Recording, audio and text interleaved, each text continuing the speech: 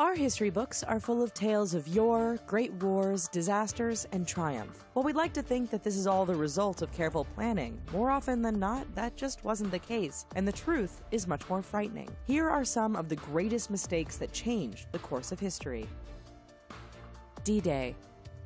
In June 1944, Adolf Hitler ordered Field Marshal Erwin Rommel to defend the coast of France. Rommel was convinced that the recent bad weather would delay enemy troops waiting to invade, so he took the weekend off to celebrate his wife's birthday. However, on June 6th, his wife's birthday, the Allied forces invaded and captured all 5 beaches under Rommel's guard. German soldiers that survived the events of D-Day recount that the battle would have gone very differently if Rommel had been there to lead them. When he returned, he called for panzer tanks, but this action required Hitler's approval. When Rommel called to seek his permission, he was told that he was asleep, and nobody wanted to wake the Führer. It was due to a combination of Normandy and the disaster on the Eastern Front that the Nazi forces lost their image of an evil, unstoppable force and eventually led to their defeat.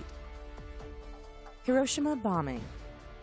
At the end of the Second World War, the Allies drafted the Potsdam Declaration, which demanded Japan's immediate surrender. The premier at the time, Kentaro Suzuki, sent a communication in response to the request using the Japanese word mokusatsu. This word can be translated in different ways. The way Suzuki intended it, it meant that they were contemplating the matter. Unfortunately, the translator for the Allies misinterpreted the word, thinking it meant the Japanese were ignoring the Allies' request. 10 days following the misunderstood communication on July 28, 1945, America launched an atomic bomb targeting Hiroshima. It's possible that this never would have happened if the translation had been correct.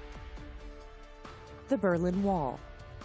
The Berlin Wall separated East and West Germany for nearly 30 years with no sign of ever coming down when an almost comical mistake occurred. In 1989, as the Soviet Union came in under the leadership of Mikhail Gorbachev and the socialist regime's grip on East Germany loosened, it was decided that travel restrictions between the East and West would change, but only very slightly. A press conference was held to announce the new travel restrictions. Standing before the Berlin Wall, which had become a symbol of the split between communism and democracy, East German bureaucrat Gunther Schabowski took the podium. He'd been handed a piece of paper moments before with the details, but didn't bother to read them in advance. As he droned on, some reporters understood his poorly worded speech to mean that the restrictions were to be removed entirely, and when asked when these changes would be in effect, Schabowski was unable to answer, flipping through his notes looking for the answer. In desperation, he said immediately, right away. The press ran the story saying that the Berlin Wall was finished and the resulting frenzy at the border proved too much for authorities to handle. In order to avoid a revolution and unnecessary deaths, the military backed off.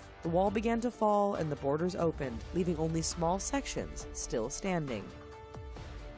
Hindenburg disaster. Airship and commercial zeppelins were used for nearly 30 years prior to the popularity of airplanes, but it was the last and largest of them that became the most famous. The Hindenburg was a German passenger airship built during the late 1930s that spanned 804 feet in length. The giant lead balloon used hydrogen instead of helium gas as it was less expensive and more widely available following the American Helium Control Act in 1927, which banned the export of the lighter-than-air gas. While completing its 63rd flight on May 3, 1937, with nearly 100 people on board, disaster struck. Floating 180 feet above the ground, the crew dropped the landing lines to anchor them to the docking station. Suddenly, the Hindenburg erupted in flames, and 30 seconds later came crashing to the ground, killing 36 people. After 76 years of speculation and research, it was discovered that the incident was caused by the airship traveling through a thunderstorm, which caused static electricity to build up inside the lead housing. A spark combined with a small gas leak led to the fire. If they had delayed their descent a little longer, they may have avoided the storm. Constantinople.